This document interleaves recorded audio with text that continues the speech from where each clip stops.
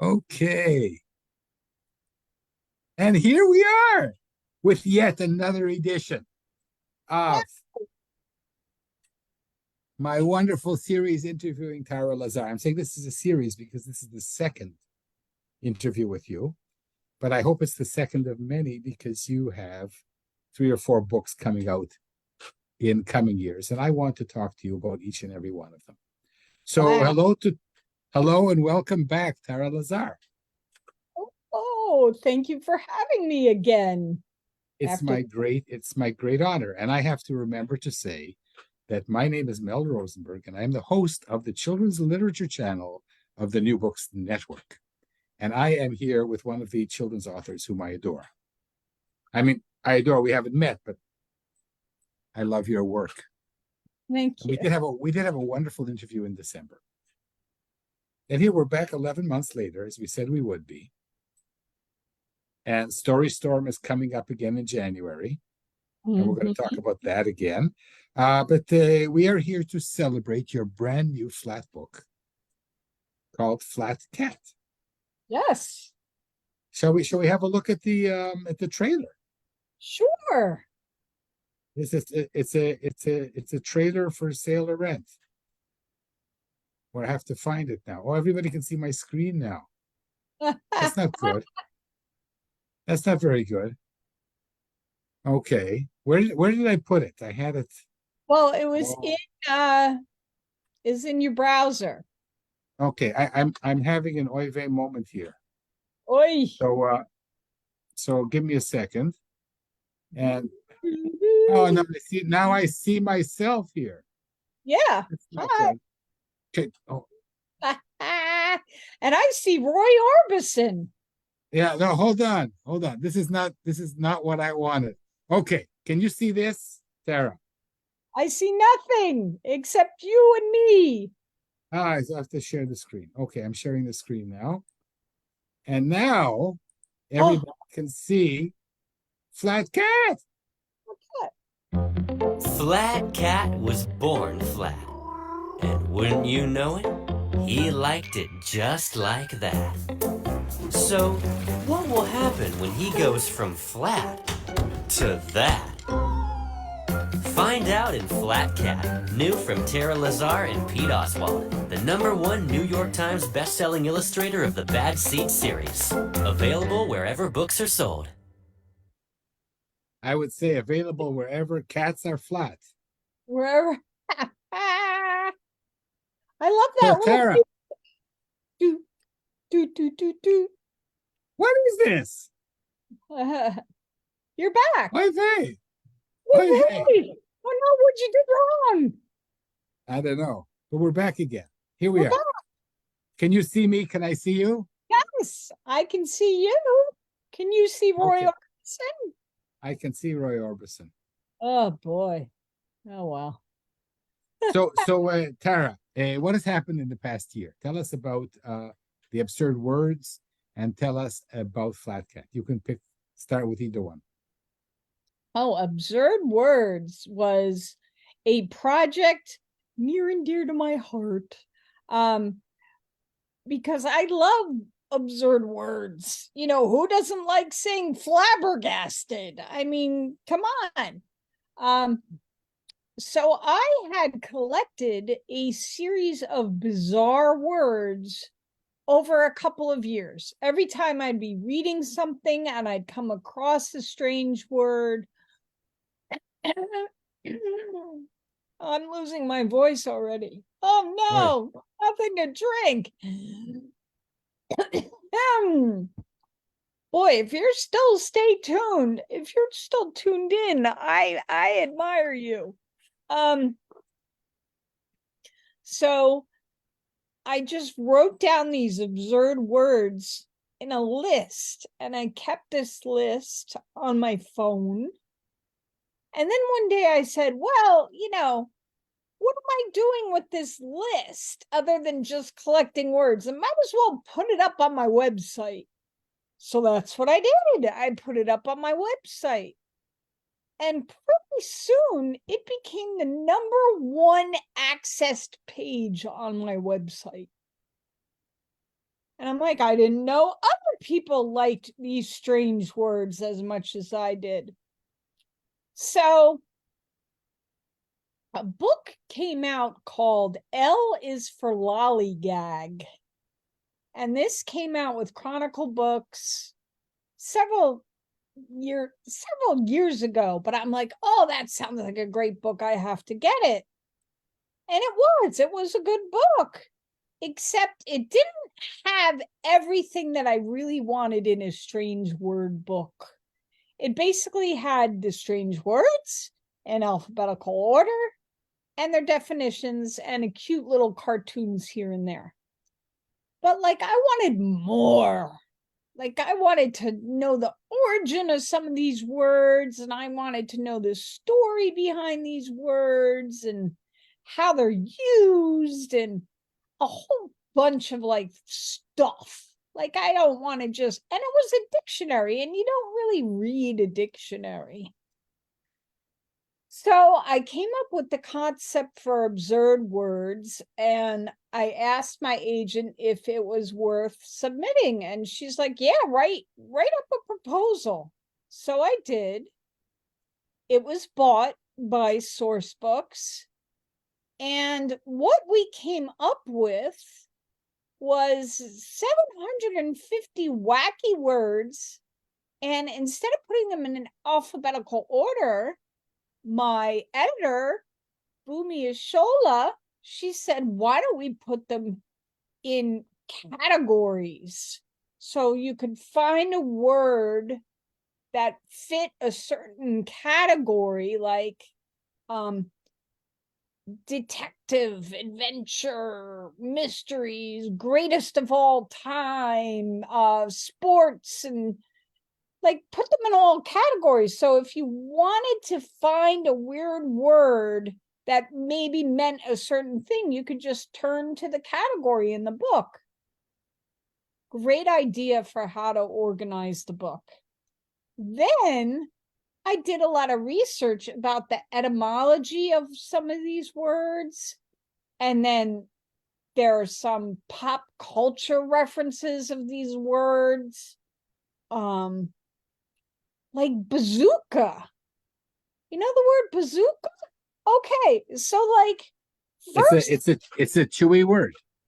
it first, yeah, well, definitely chewy. First, it's an instrument that this like vaudeville performer used. And then it's since it looks like a oh God, I can't even think of the word. Since it looks like a gun, then it's used for that purposes in war. It's a bazooka. And then after World War II was over, there was then bazooka gum that they put in a red, white, and blue wrapper for, like, American pride, war, war sentiment. The war is over, and here's a piece of gum. And we took this instrument of war and turned it into something fun, a piece of gum. And then it became bazooka gum. So it went through all these iterations. So I put these interesting stories in with the words of absurd words.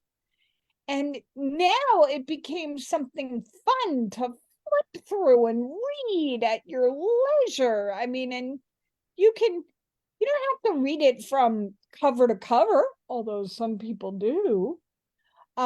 You could just pick it up and flip to a section that you think you would enjoy and read like the 20 words or so that are in that section. So it just became a really fun thing. And it's selling really well. And people love it. So it's selling absurdly well.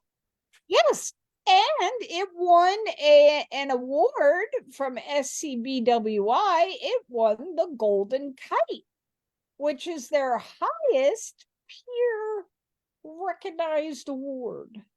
And so it won the Golden Kite in 2023. And wow, I have the Golden Kite on my mantle over here. It's wonderful. So, as we Jews say, Mazel Tov. Thank you very much. It's wonderful. So, congratulations on Absurd Words. That's really marvelous. What age group is the book for? It's well, my mother-in-law loves the book. So she goes around saying to people, "Oh, it's not for kids." And I have to correct her and tell her it's not only for kids. It's for any age, really. But I made it for like middle grade, like 3rd to 8th grade is kind of the sweet spot, but older people enjoy it. Younger people, they get read too, I guess. But yeah, it's kind of like something that we had here in America when I was growing up was called Yes and No books. And they were a book, and you got like this secret pen, and you would like fill in the games, and they would work with this, secret pen. And on the cover of the books, it used to say for ages 9 to 99. So that's what it should say on the cover of Absurd Words, from ages 9 to 99. Does it? No, I didn't think of that until after. Tara, it should say from the age of 9 to 7, 8, 9. Oh, but I'm Sorry. Bad Mel. Okay, so we're going to go back to your sweet spot, because back in December you told me that you're an 8-year-old at heart. But let's talk about Flat Cat, which is a wonderful book, again for the 5-6-year-old crowd, I'm guessing 4 or 5-6-year-old crowd. Tell us about Flat Cat. Well, he was flat, and he was born flat. He wasn't squashed by an out of control ice cream man truck. He wasn't, what was the other one? And he wasn't smooshed in a waffle iron by a short order chef. He was just flat, and he liked it like that because he could slink and slide anywhere he wanted, totally unseen. He could just get around and not be bothered, and he liked that kind of life. Until one day he's not flat anymore, and he's not sure if he really likes it. So you have to find out whether or not he likes it and what he does about his not so flat life anymore. So this takes us to Storystorm. Every January you run something marvelous for thousands of authors, where we are expected to come up with a new idea every day for a month for a children's book. What? 30 ideas. 30 ideas. And I actually participated this year. And it was great, and it does get you going. It does get you to write manuscripts, and so the idea is churning. Yeah, but then we talked about this in December. We're going to talk about it again, Tara, because we haven't got to the core of it, and that is, where do the ideas come from? Because whenever you go to a seminar or workshop, people say, "Oh, there's ideas all around," but only the people who have ideas say that there are ideas all around. And you're a person who has ideas, but for most authors, it's hard to come up with an idea. It is. It's hard to come up with a good idea. Not every idea is a good one.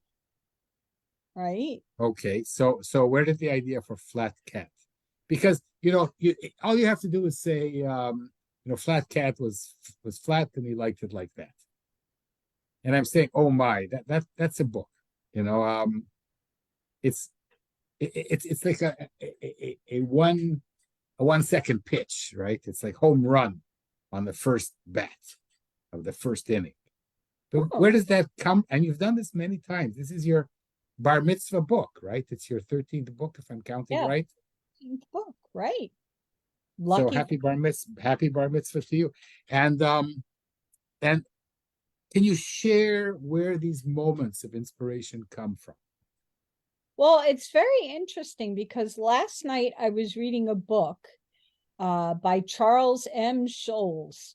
And if you know him, he was the creator of the Peanuts comic strip. And in this book, he was talking about, I still don't know where ideas come from. I'm asked that all the time. I don't know where they come from. But the entire book alternated back and forth between anecdotes about his childhood and then the comic strips that were inspired by those moments in childhood. So it's not that he got the ideas from childhood, it's that they spurred something in him. And he said it was like, they jarred something in him, they pushed it out. So he talked about, for instance, going to the movie theater with his grandmother when he was a little boy. And at this one movie, the first 100 kids were going to get a free Butterfinger candy bar. So he went all excited and he got there and he was kid number 101. So he just missed getting a Butterfinger. So he did a lot of comic strips about going to the movies as a child and, one please. And he even did that, waiting online to be, a kid to get a free candy bar, except in the Charlie Brown strip, it was the first 1,500 kids, which is a lot of kids. And he was 1,501, Charlie Brown. So it was a lot of things that happened in his childhood that he altered a little and put them in the comic strip. And that was kind of where ideas come from. Something that happens in real life may spur a certain idea. For Flat Cat, I was at home. It was during the pandemic. It was January of 2021.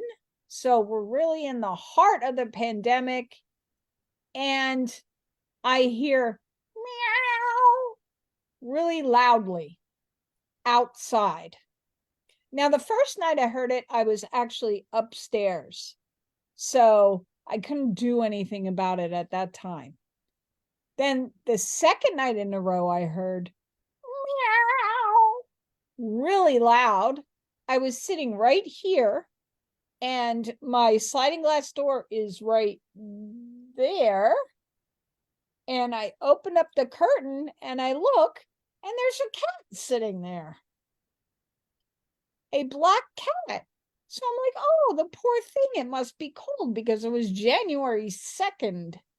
Must be cold. So I opened up the door to put out some food.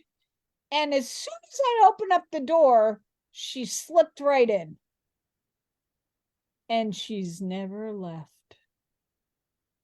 So a cat being very sly was kind of the impetus for Flat Cat.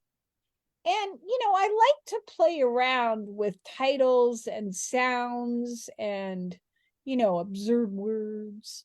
But Flat Cat just had a nice ring to it. If I was going to write about this sly cat, why not him being flat? Because then he could be even more sly than a regular cat. So that's kind of where the idea came from. It's not that I have my theories about this, but this is your show, not mine. But essentially, what you've done is and what Charles Schulz did is you've invoked the humorous look at some episode, but you've also moved it from point A to point B, Right. which I call thinking between boxes, taking something from frame A and putting into frame B. So this is now, what would this cat who has this attribute of slinking, sneaking in, look like if he were a flat cat? And of course, you're going to say flat cat. What do you think of flat things? And you've taken the cat and you've moved it into another realm of two-dimensional beings. And this is, I think, the genius of special authors like you. And Well, in order to do this, you do have to have this quirky sense of humor that you are blessed with. I have no idea if this is something that you were born with. I think so- you're born. So do you write through angst? Last time we talked, you told me that you write for 5-year-olds, but your sweet spot is an 8-year-old girl, and Yeah. that was a period of happiness before the storm. Correct me if I'm wrong. Yes. Mm-hmm. And one of the things that I've learned about you, just a few minutes ago, is that you are Jewish, but you weren't born Jewish. I don't know very many people like that. Do you want to run us through this? Well, I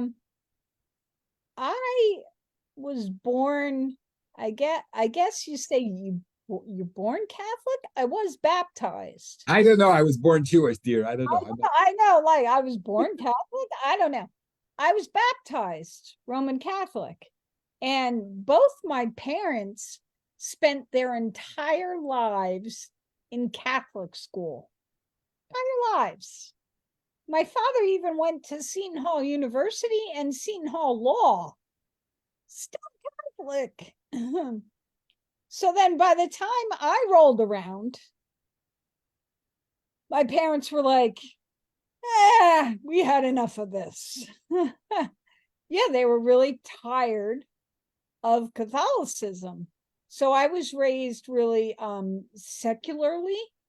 You know, we celebrated the major Christian holidays like Easter and Christmas, but we didn't do it in a religious sense.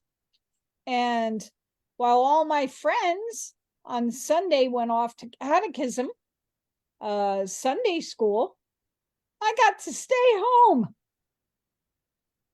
which I was really happy about. So I wasn't really raised with religion in any sense. When I'm watching Jeopardy and they have the Bible section come on, I'm like, oh no, I'm never going to get any of ththese right, because I just wasn't educated in that way. Jumping Joseph. The whole Bible category is just a wash for me. But the Bible has the best stories, I must tell you. I know.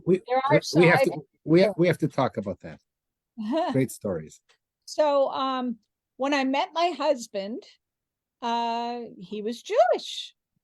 And I learned about Judaism, and I happened to like the tenets and the philosophy behind Judaism much better than I ever liked Catholicism. So I became Jewish, and we raised our children Jewish.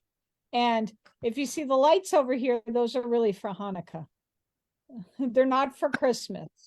We have blue and white lights that we put around. What? 1 second. So you don't do Christmas anymore? No, I've never done Christmas. No. And No. there's nothing wrong with it.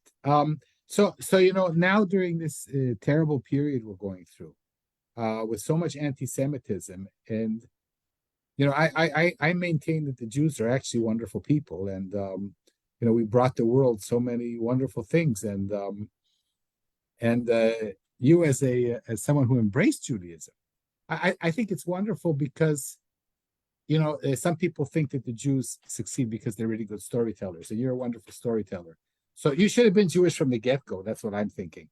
I grew up in a town that was very heavily Jewish. We had a lot of synagogues, and most of my friends were Jewish. And actually, growing up, not being Jewish, I thought I was in the minority. Seriously, I did, because almost every single one of my friends was Jewish. We just lived in a very Jewish community. So as a child, I was like, wow, I'm not Jewish. I feel It's kind of, when you ask people, Tara, yeah. why there is so much hatred and anti-Semitism in the world, the main reason is because the church taught for 2,000 years that we killed Jesus, without even noticing that Jesus was a Jewish boy. I don't know. I actually don't like to talk about religion, because it's a very personal choice. And to each their own. Absolutely. Yeah. And I wouldn't have asked you, except these are such hard times, and it's Such very difficult times, and I'm a very difficult person. No, I'm just like a lot of weird things about me. And one of them is that I didn't grow up Jewish. I became Jewish, but I wanted to be Jewish when I was a kid because everybody else was, which is so not the norm, because it's usually only 2%. no, but Tara, we talked about this in December. To be a writer like you who wins major awards and has bestsellers, and both these books are bestsellers. I should add, Absurd Words and and we're not talking about all your other books, 7, 8, 9, and these books are considered like the top of the class. You're the top of the class, and I wouldn't expect, if I were interviewing someone who's like one in a million, right, to be normative.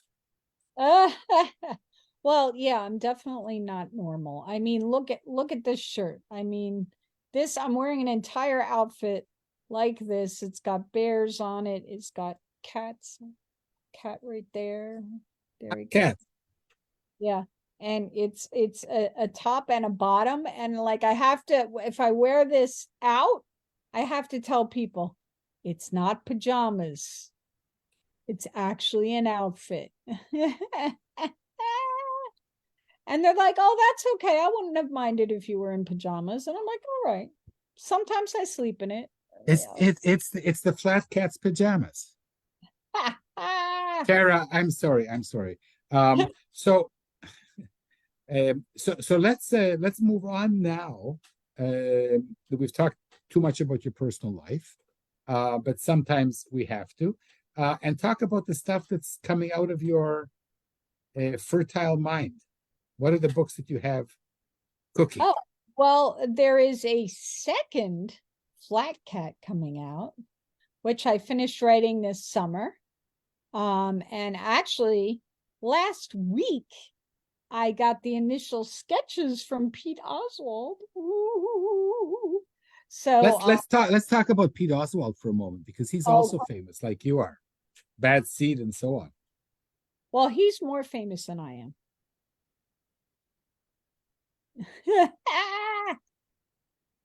Very talented. I wanted you on my program. I know, but very talented individual, because when I did come up with the idea for Flat Cat and I wrote Flat Cat, I could not envision how he was going to look in a picture book, because a picture book is 2-dimensional and Flat Cat was also 2-dimensional. And how is that going to come across in the book? Is it going, because I couldn't imagine how somebody would draw this. And then I got the sketches for Flat Cat and I went, oh, so that's how you do it. And it was just everything that I could ever want in a cat that's flat, Pete figured it out brilliantly, and it's just like it was exactly what I envisioned, even though I didn't envision it. Does that make sense? Yes, people who are not in this business think that the authors have a say in who the illustrator is, and that they sit together a lot. Do you want to unbundle this misconception? Okay. It's false. Once your story gets bought by an editor, it essentially becomes that editor's book. And the editor has an overall vision for how the book is going to appear. And they have an idea of which illustrator they would like, because that illustrator has a particular style that they foresee meshing well with your particular story. So the editor contracts the illustrator separately. And then once you and the editor go through your revisions, maybe you go through 2 passes. Usually I do 2 passes. And the final story is set. They then give it to the illustrator. Now, you may have art notes, which I call action notes, because art notes is very misleading, but action notes makes more sense because it's the action that's supposed to happen to make your story work, but it's action that you don't mention in the text itself. And you need that in order for your story to work. So now some editors strip out those notes, some keep them in. I don't know what happened this time. I didn't have very many art notes. But they give it over to Pete, and Pete goes through and makes a dummy book. He makes sketches of what the artwork he thinks should look like and how it should be laid out, and full spreads, 1 page, spot illustrations. He does it all. And then you receive it from the editor, and the editor has already made notes on it about what they want changed. And the editor asks you, do you have any notes? And you say, it's fabulous, because it usually is. And sometimes you have a couple of notes here and there, and you give them back to the editor, and she passes them back to the illustrator. So you're actually not interfacing with the illustrator directly. You're going through an intermediary who's the editor, who kind of pulls it all together. And people are like, oh, that's strange that you don't talk to one another and collaborate. Like, no, it's not strange, because the illustrator is supposed to bring their own interpretation to the book. When a kid is reading the book, a kid doesn't get to ask the author any questions, do they? No. Well, maybe sometimes if their parent decides to type me an email, they could ask me a question, but no, the kid has to understand what's in the story just by what's there on the page itself. Same thing with the illustrator. The illustrator has to understand the story without asking me any questions, and has to be able to bring their own humor and their own interpretation, so that they have 50% of the book that they're contributing. If I was to direct everything that he would draw, it would be a boring book, because I don't have that illustrator mindset. And I tried to keep my mind blank. Like I said, I was surprised by what Flat Cat looked like, because I hadn't envisioned what he looked like, because I couldn't. I don't have that spatial relationship in my brain. I think in words. And yet, Tara, the best authors, of which you are among, boy, that was a terrible use of prepositions, are able to have these blank pages. And what I call giving up the story in order to have the story. In other words, what you're saying is essentially you've written a book, and even though you're famous, and you could say, "Hey, I want to see what's going on," and you say, "No, no, no, no. The right way is that the illustrator also makes it his or her book, or Yeah, their." it makes a contribution so that it becomes their book. I'm going to say that it's I only have one traditionally published book, but I look at it as 100% my book and 100% the illustrator's book. It's also her book, Yes. And and the editor, of course. and the editor's book and the art director's book and the cover designer's book. But that's the big success, isn't it? That everybody feels that that it's their book. Because they all contributed. Now, it's funny because some self-published authors I've heard say, well, I don't want to relinquish control. And at no point have I relinquished control.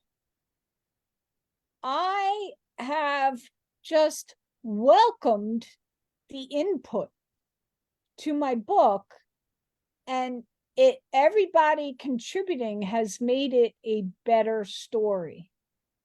Just all these people that come in to work on it have made it the best story possible. I have not relinquished any control.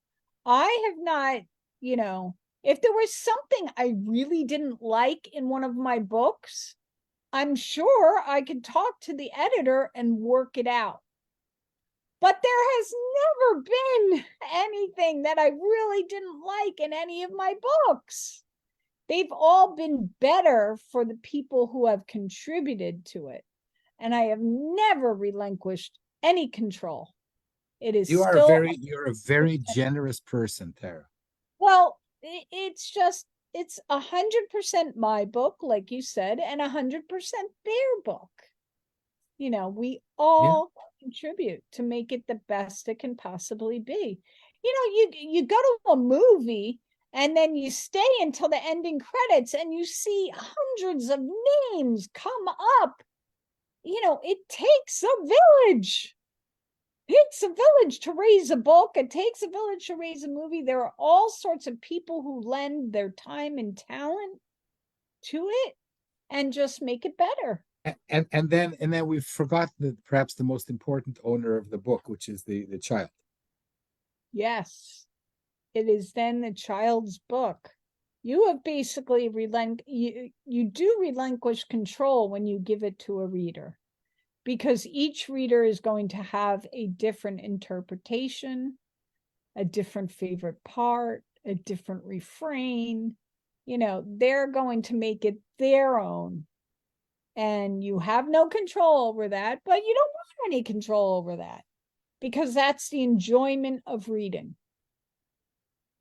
Wonderful. That's so beautiful. You don't want to share your upcoming books, dear? Oh, upcoming books. Well, I have Flat Cat 2.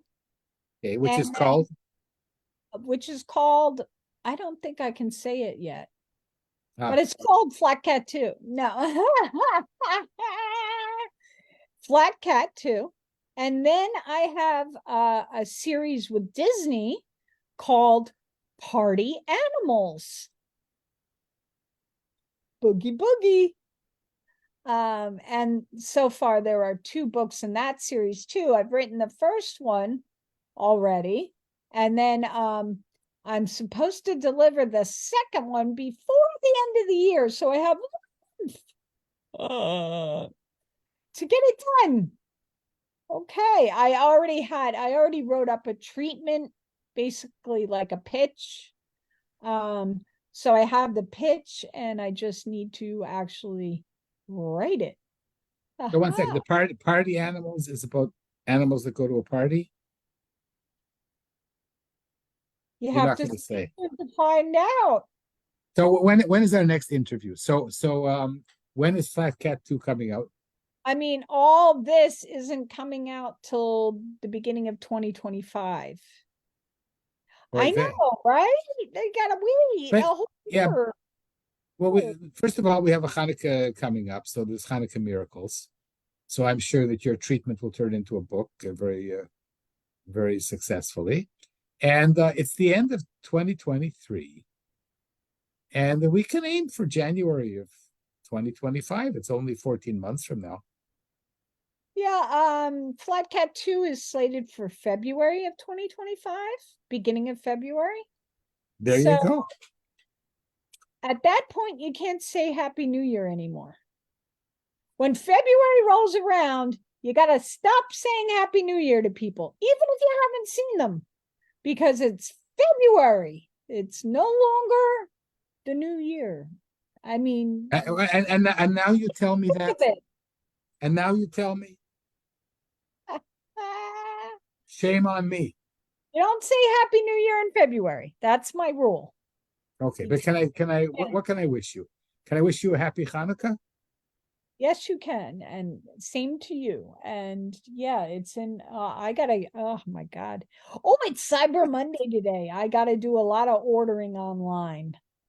Guy, I need to get some presents for my Okay, kids. well, you have a lot of presents. You're an author with a lot of presents. And this has been another gift to me and to my audience. Getting some insight into your wonderful craft and your thoughts and your upcoming books. And Tara Lazar, I'm just going to say thank you. And I look forward to the stuff that's coming out. I look forward to interviewing you in February of 2025. We should be healthy, as the Jews say. And is there anything else that I haven't mentioned? I don't know. No, Okay, well, everything's if you, good. if you think of anything, you just let me know. And I want to thank you, dear, for taking the time to share and for your humor and for your wisdom. And I just better shut up now. So I'm Mel Rosenberg, and I am the host of the Children's Literature Channel for the New Books Network. And I have been interviewing and enjoying the wonderful company of the one and only Tara Lazar. And we've been celebrating her new flat book called Flat Cat. Tara, thanks so much. You are wonderful. Bless you, dear. Thank you for having me. Thank you. I just need excuses. Keep writing the books. I'll keep inviting you. Bye, dear.